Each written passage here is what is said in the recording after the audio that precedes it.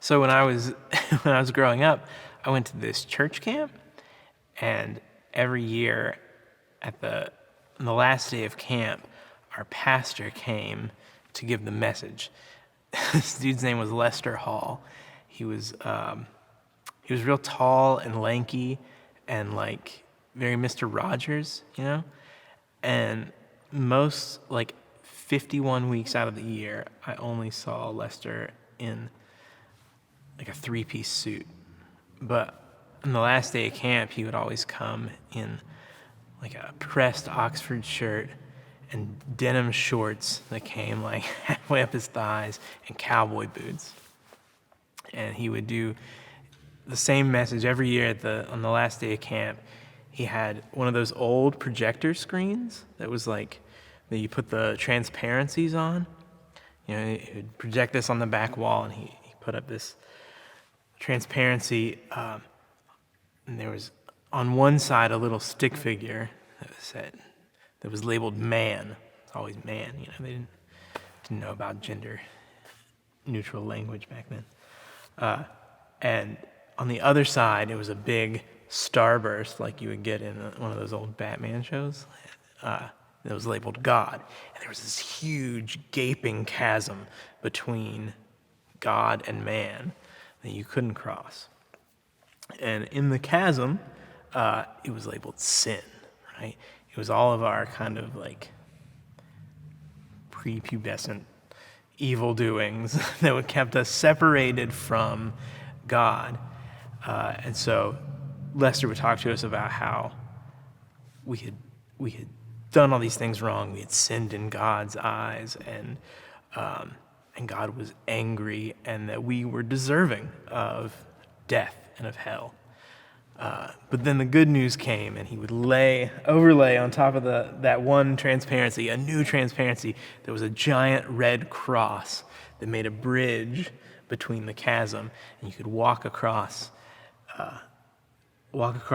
this bridge and be with God, right? So that sounded like a really good thing to me. I wanted to be a part of that.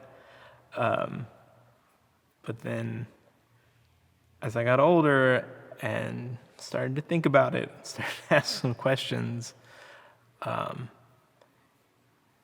thought, like, what kind of God is that is bound by these kind of weird rules? Like, I get why man is stuck over here on one side of the chasm, but why can't God cross it? And like, in this picture where, God is angry with you and wants to punish you, but Jesus steps in and takes your place, like, does anybody get forgiven?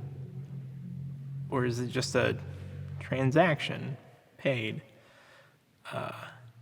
And probably the most disturbing thing of all is, like, what kind of God sends their son to be tortured for someone else? And so I think a lot of people think about this as like the Christian way of thinking about the cross and salvation and all this stuff. Turns out there's not really a Christian way to think about this stuff. It's interesting. There are all these rules about what you're supposed to believe to be a Christian, these creeds and things like this. And one of the things that all Christians seem to believe is that that the life and death and resurrection of Jesus in some way brings about salvation. But like, how does that work? Like, what's the cosmic calculus behind all that? Turns out there's no answer to this, and there's no single answer to this in the Christian tradition. It's never defined by any council or creed. And so the result is there are just thousands of ways that Christians have thought about what it means for the cross to bring about salvation. So what we want to do in this class is kind of think about all of those ways, explore all of those ways that Christians have thought about the cross and what it means for us, so that we can begin to think about it in ways that kind of cohere with our sense of justice, and ways that can be nourishing to our spirituality rather than the kind of fearful thing that a lot of us have been handed.